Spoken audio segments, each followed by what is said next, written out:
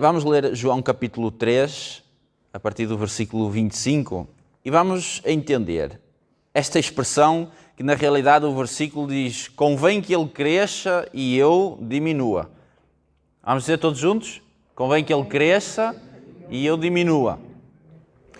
E vamos entender o que é que significam estas palavras e também como nós podemos aplicar isso à nossa realidade como igreja, nós também individualmente, como nós vamos trabalhar, não é? Baseado nisto que João Batista falou.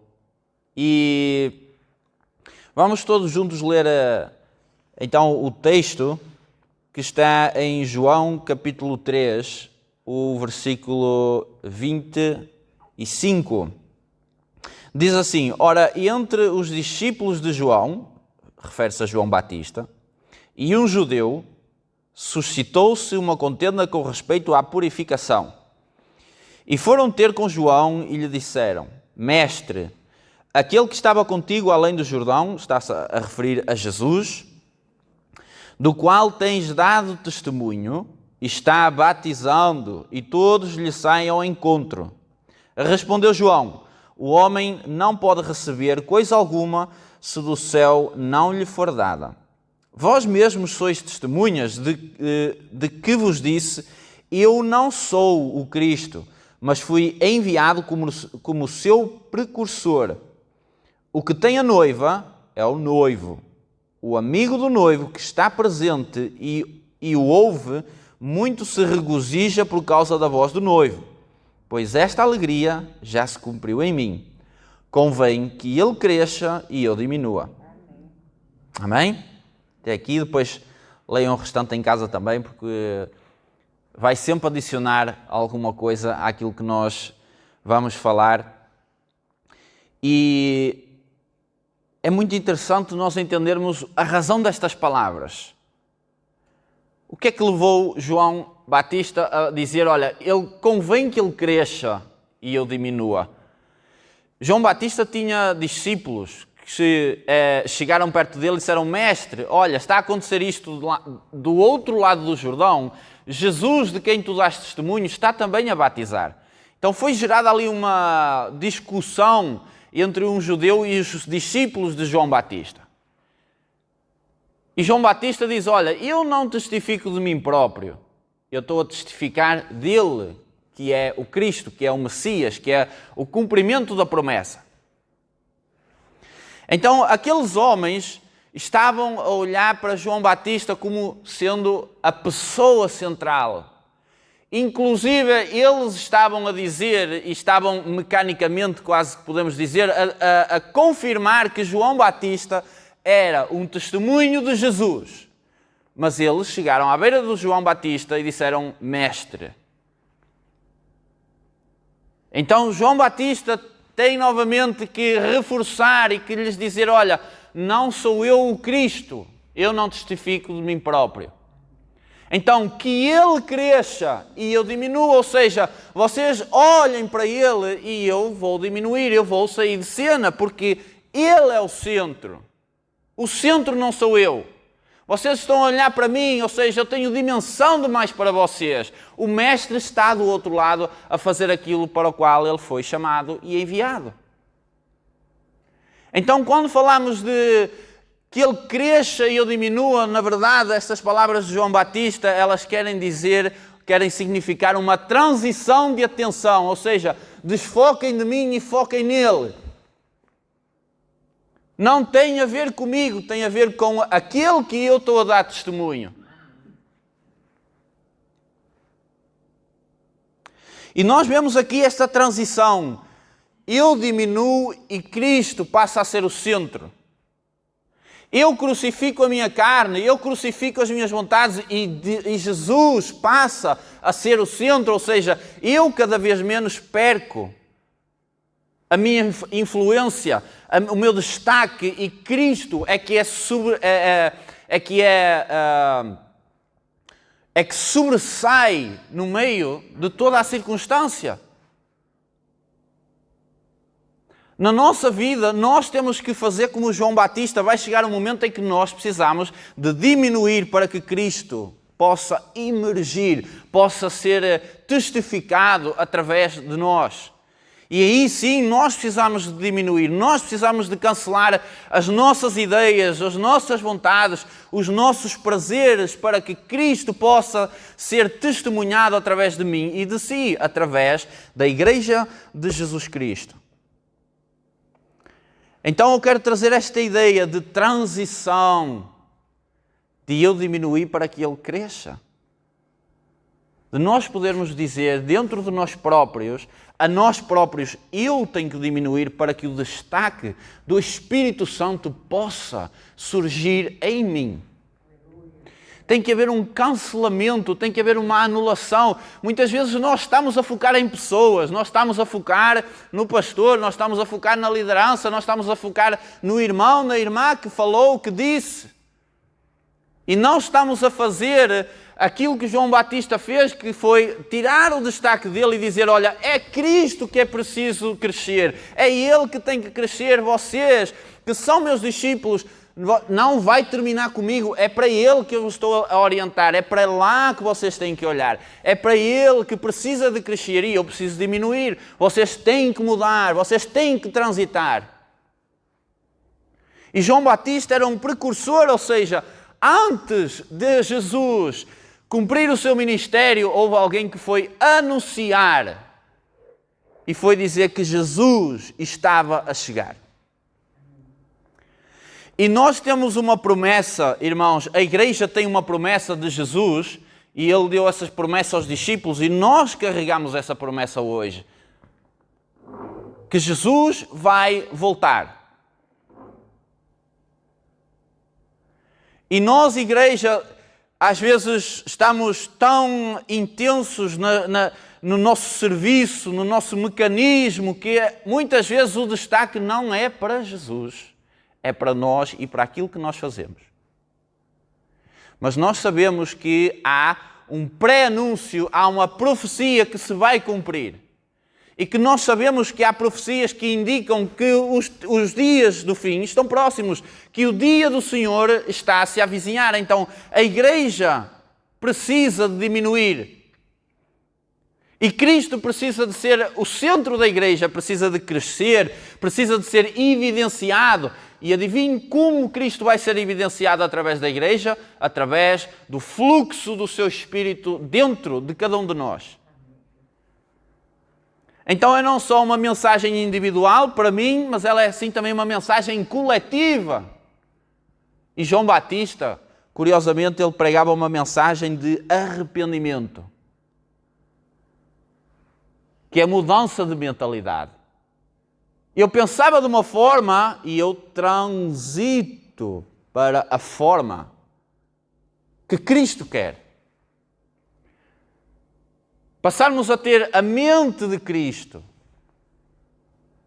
Não a nossa mente, não os nossos mecanismos, não as nossas ideias, não as nossas formas de operar, mas a forma de o Espírito Santo operar através da sua igreja. E isso vai com certeza fazer evidenciar Cristo. Então, quando nós queremos diminuir, na realidade nós temos que dar espaço para que o Espírito Santo possa fluir e possa crescer em nós e através de nós também.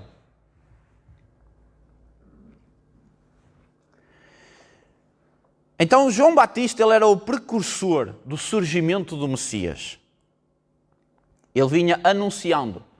E conforme ele ia anunciando, ele ia pregando, ia batizando as pessoas, ia apelando ao arrependimento das pessoas. E ele estava a apontar para Jesus, ele estava a apontar para o Messias que estava para chegar. E o que acontece é que as pessoas que seguiam João Batista estavam focadas em João Batista. As pessoas estavam nesta situação, estavam aqui a debater a questão da purificação, do batismo, que é esse o simbolismo, e estavam a debater que Jesus estava a fazer a mesma coisa. Mas foi precisamente para isso que ele veio. Só que o foco deles estava em João Batista. e não na pessoa de Jesus. Ou seja, Jesus estava ali, o cumprimento, aquilo de que João Batista estava a testificar, estava ali à frente deles, a fazer as obras, a batizar, a cumprir o seu ministério, e os discípulos de João Batista estavam com a mente obsoleta, estavam a olhar para a pessoa errada. Apesar de ele estar a testificar da pessoa certa, eles estavam a olhar para a pessoa errada. Porquê? Estava a ser necessário a transição de visão, a transição de foco. Então, igreja, se Jesus vai voltar, o que é que nós estamos a fazer para que ele cresça? O que é que nós, igreja de Jesus Cristo, estamos a fazer para que ele se manifeste nos ares e venha se encontrar com a noiva?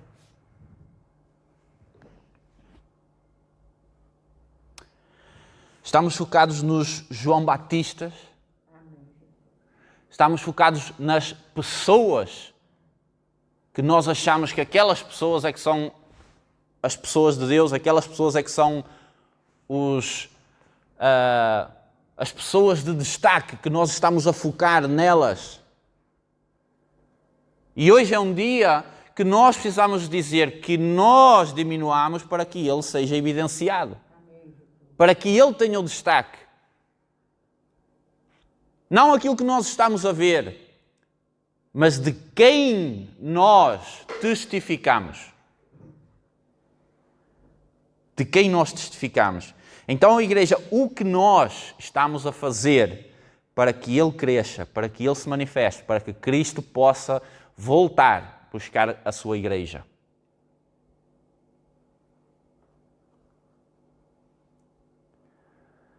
João Batista representa uma transição.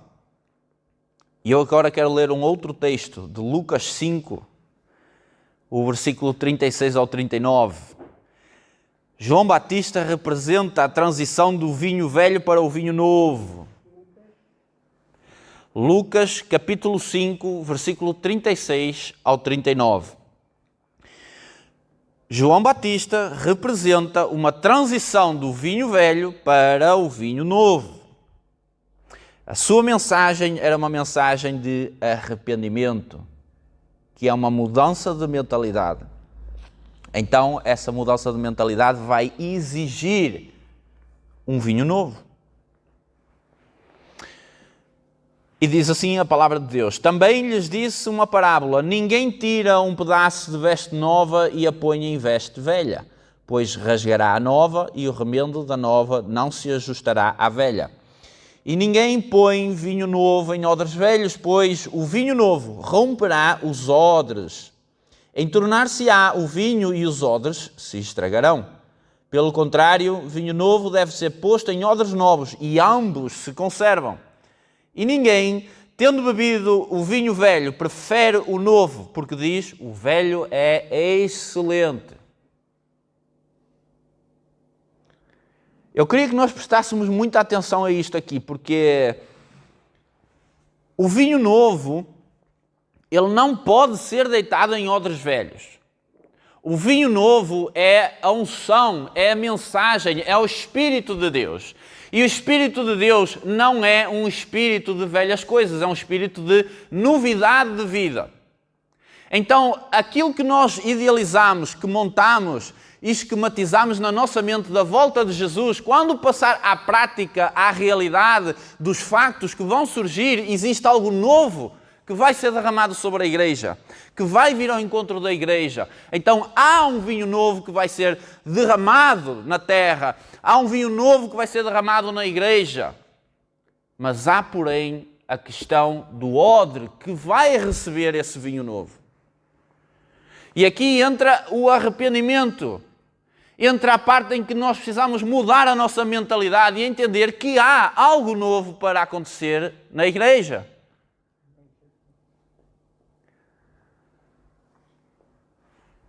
E que eu não posso ser esse odre velho, porque se eu for um odre velho, esse vinho novo vai ser desperdiçado.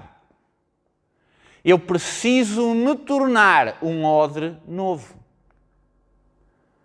O problema é que nós recebemos coisas, nós vamos ouvindo a pregação do Evangelho, vamos nos adaptando, vamos nos acomodando aos nossos hábitos, à forma de cultuar, à forma de estar, as músicas que nós ouvimos, os textos que nós lemos na Palavra de Deus e acabamos por entrar num modo de estagnação, de mentalidade velha. Mas como é o vinho velho, nós achamos que é excelente.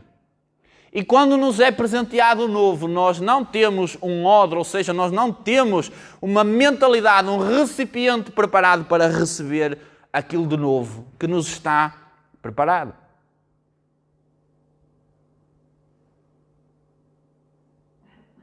Então, como vamos receber? Como vamos transicionar? Como vamos diminuir para ele crescer? Tirando de nós o foco, tirando de nós as nossas próprias vontades, crucificando as nossas vontades, a nossa carne, os nossos desejos, os nossos maus pensamentos, os nossos maus desejos, para que o vinho novo possa ser absorvido por um vaso novo. Então, o problema não é o vinho novo, mas é o odre que vai receber esse vinho. E os odres, irmãos, somos nós. Os odres sou eu e você. E é o odre que vai condicionar e que vai ter a capacidade de reter ou não o vinho novo. E o vinho novo, quando é colocado no odre novo, tem algo muito importante que é a fermentação do vinho.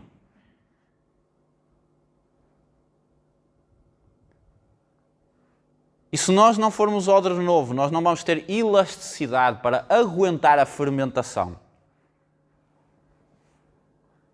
E se nós formos então esses odres velhos, vai-se desperdiçar o odre e o vinho.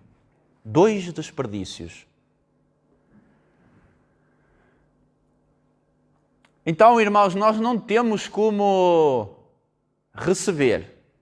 Nós não temos como preparar. Assim como João Batista. Sermos os precursores, como igreja, da volta de Jesus, da manifestação nos ares, do nosso Mestre, sem nós termos essa consciência que precisamos de ser odres novos. E odre novo vai ter que passar por processo de tratamento, vai ter que entrar também no processo de receber o vinho e vai ter que entrar no processo de fermentar o vinho. E isso leva tempo e processo. Mas hoje é um dia em que nós podemos entender e manifestar um arrependimento, uma mudança de mentalidade, de percebermos que há algo novo que a igreja espera. Não o vinho velho, as velhas glórias, aquilo que nós gostamos no passado, aquilo que nós experimentamos no passado, como se Deus estivesse limitado a isso. Como se o Espírito Santo estivesse limitado a uma ação no passado, a algo que aconteceu no passado. Mas nós temos um Espírito Santo de Deus que nos faz viver em novidade de vida. E se nós não vivemos em novidade de vida, nós estamos no velho. Nós estamos com o velho vinho. E não temos como experimentar o novo.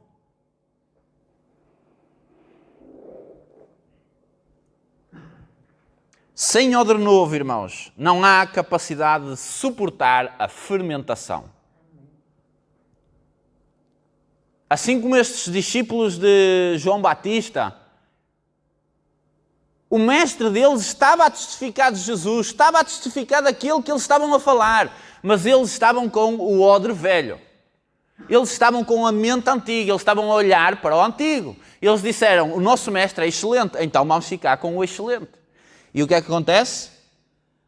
E ninguém que tenha bebido o vinho velho, ou seja, tiveram a experiência, tiveram o contacto com aquele homem, que era também ele um homem profético, cheio do Espírito Santo, desde a sua pequenez, desde a sua meninice, desde o ventre da sua mãe. E ninguém tendo bebido o velho vinho prefere o novo, porque diz, o velho é excelente. Então João Batista tem que dizer que eu diminua e ele cresça. Porque na prática estão-se a formar aqui odres velhos que não estão a ser preparados e não estão a querer receber o vinho novo, para o qual eu estou a apontar. Para esse estou a apontar. A igreja precisa de apontar para Jesus. A igreja precisa de ter o testemunho de Jesus. E o testemunho de Jesus, ele é trabalhado e é formado em aliança entre pessoas e o Espírito Santo. Pessoas cheias do Espírito Santo que vão permitir a ação e o fluxo do Espírito Santo que vai testemunhar daquilo que nós aguardamos, que é o nosso Mestre, o nosso Jesus.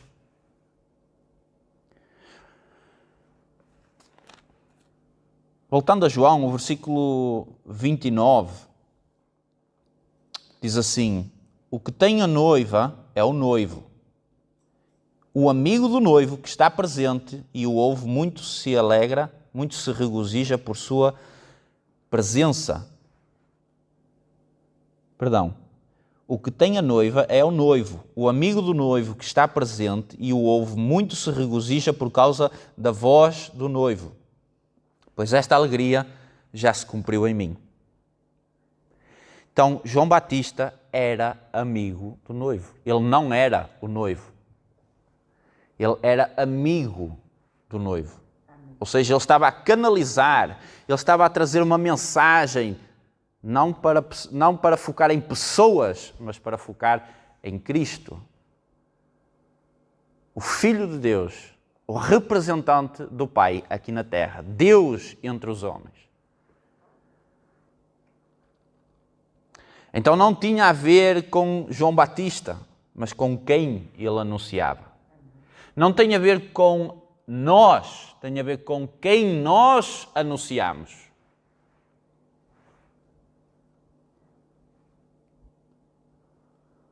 Então essa discussão que foi gerada ali entre estes discípulos e este judeu, no versículo 25, revela uma visão caduca.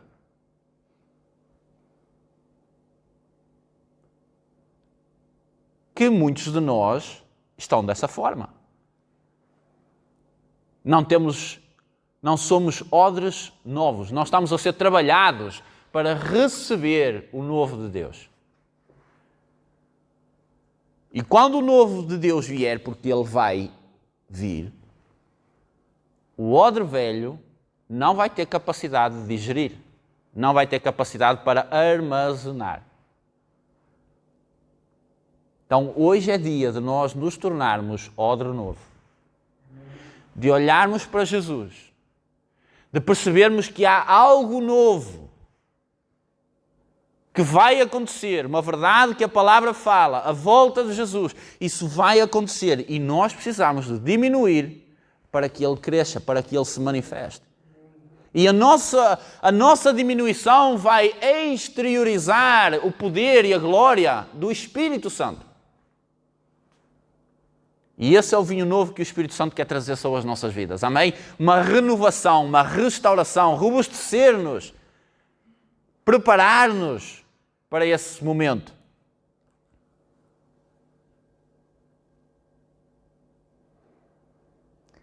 Então eles estavam a ver Jesus a batizar e não conseguiram transitar. Não conseguiram fazer a transição do velho para o novo. Não conseguiram diminuir para focar no novo.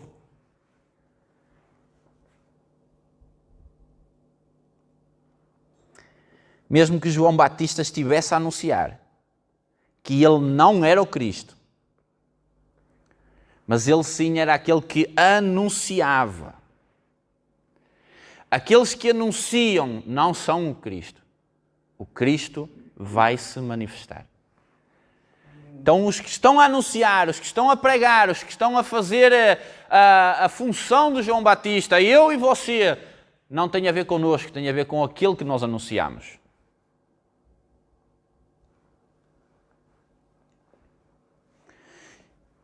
É como se nós estivéssemos numa transição da terra da escravidão do Egito, da velha forma de pensar, e não conseguimos transitar para a terra da promessa, da qual o povo foi tirado da escravatura, mas a meio do processo, na transição, o povo estava a olhar para trás. Estava a olhar para as cebolas do Egito. Estava a olhar para os pepinos, para as abóboras que eles tinham lá. Eram escravos, mas a meio do processo, eles viam a provisão, viam o sobrenatural, eles estavam em novidade de vida, mas mesmo assim, a mente deles não era uma mente de arrependimento, de transformação. Era uma mente rebelde que olhava para o Egito e dizia: lá estávamos confortáveis. Desta forma é que estávamos bem. Mas Deus tira-os do Egito com mão poderosa, com sinais, com prodígios extraordinários. O mar abriu, mas mesmo assim eles preferiam voltar para trás. E não permanecer na provisão de Deus, na novidade de vida, percebendo que Deus trazia o maná no deserto, que Deus providenciava.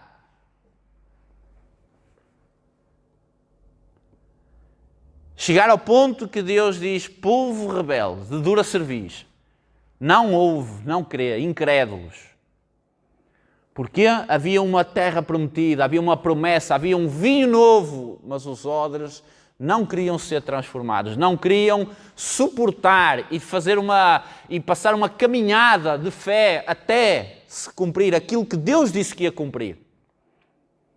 Então nós que aguardamos a volta de Jesus não podemos dar por desprezado aquilo que Jesus diz, porque Ele disse que virá. Ainda que aparentemente possa tardar, Ele disse vai acontecer. Então, a nossa fé, a Igreja, precisa de estar nessa posição de que Ele vai voltar e não olhar para trás. Não olharmos para o velho, não olharmos para as coisas caducas, as coisas excelentes que muitos de nós possam ter vivido no passado. Há algo novo que o Espírito Santo quer derramar no nosso meio, na nossa vida, na nossa família, na Igreja. Mas para isso, os odres têm que ser transformados.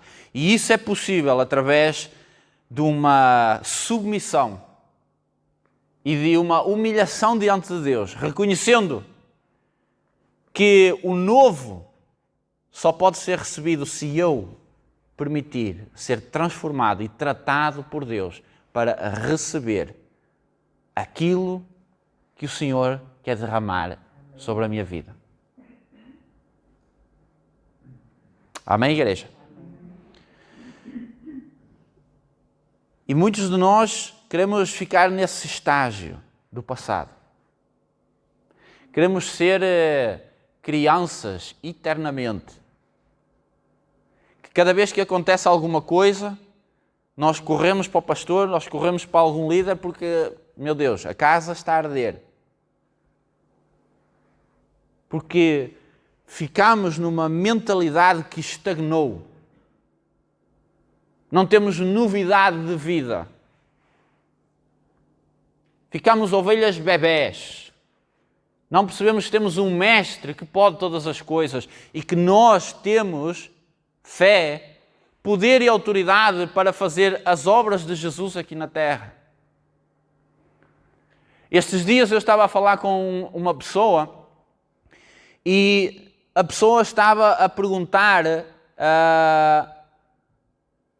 por uma outra pessoa, porque precisava da ajuda de uma outra pessoa.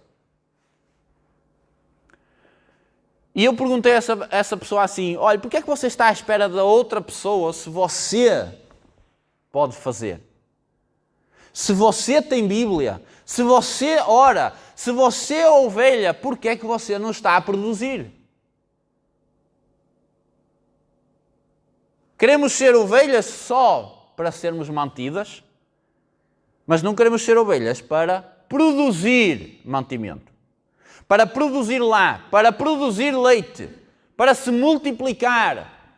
Estamos à espera que o pastor das ovelhas venha fazer o trabalho que é das ovelhas fazerem. Porque somos imaturos. Não transitamos para a maturidade. Estamos com uma mente caduca. Mente de vinho velho. Não queremos e não passamos para o estágio de experimentar as coisas novas que Deus tem para a sua igreja. Deus tem para si, Deus tem para a sua igreja. Mas nós preferimos ligar para alguém solucionar o nosso problema, porque nós não aprofundamos, nós não entramos nas águas profundas. Agora, quando nós entramos, quando nós começamos, quando nós temos a ousadia, a fé, a coragem de fazer, problemas vão vir. E aí sim nós precisamos uns dos outros. Aí sim nós precisamos de uma direção, de um suporte para progredirmos, para avançarmos. Mas não nos queremos expor às situações anormais, às situações difíceis, porque o velho é melhor, é mais confortável. E então ficamos um odre velho. E quando somos confrontados com o vinho novo, ficamos até escandalizados. Porque dizemos assim, o velho é que é bom. Porque é a minha forma de pensar. Porque eu não estou a viver em novidade de vida. Eu não estou a viver no Espírito. Por isso não há novidade de vida. Ou será que o nosso Deus é um Deus tão caduco que Ele não pode fazer algo novo? Nós limitamos Deus na nossa percepção, mas Deus é impossível nós limitarmos Deus. A mensagem vai ser pregada, Jesus vai voltar. A questão é, nós estamos caducos, nós estamos no vinho velho ou nós estamos a transitar, a ouvir a voz de Deus e a passar para o estágio novo, para o estágio onde nós vamos experimentar nova glória, novos tempos.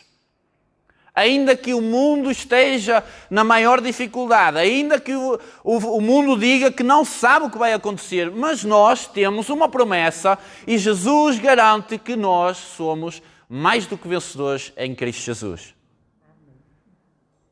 E Ele deu uma promessa aos discípulos e nós precisamos de agarrar essa promessa pela fé. Também estarei convosco até à consumação dos séculos.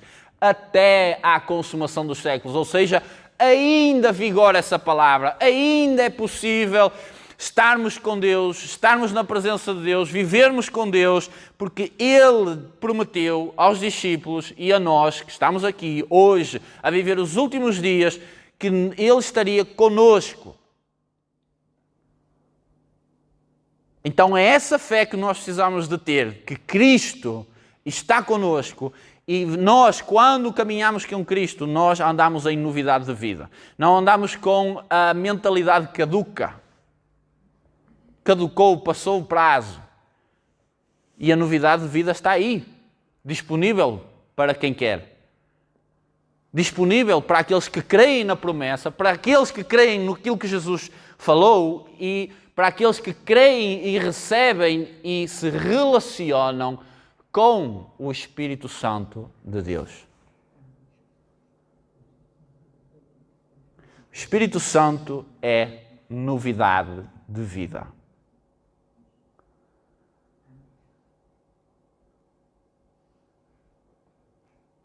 E novidade de vida só é possível quando nós ativamos isso através da nossa fé.